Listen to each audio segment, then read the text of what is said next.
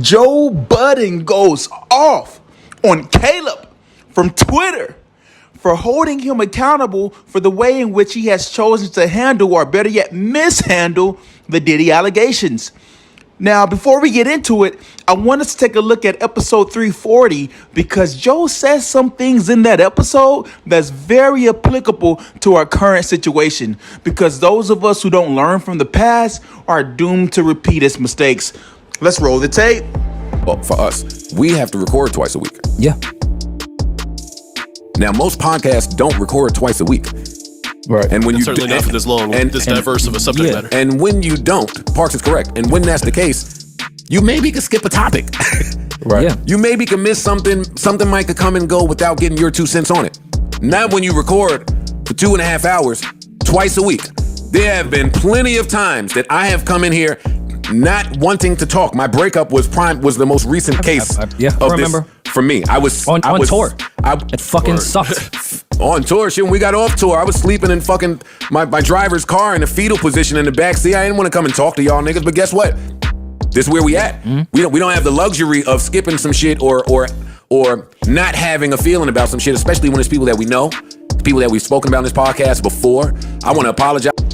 Joe, you are absolutely right. Anytime you record at least twice a week for 2 to 3 hours, you don't have the luxury of skipping certain topics, especially when it comes to people that you know or have talked about on that broadcast. However, anytime the Diddy allegations are brought up, the Joe Budden podcast seems to always find an excuse for mishandling the topic. First it was, we have to wait and see. We don't want to assume anything first, right? Then it was, Savon accidentally leaked the episode. Then it was, Savon forgot to take it out of the podcast descriptions. Savon couldn't even spell Rhapsody's name right. My God, how much are you paying these people to be this inept at their jobs? 1 time is a mistake, 2 times is a coincidence, but 3 times is a pattern. And the JBP has established a pattern of treating Diddy like the boogeyman.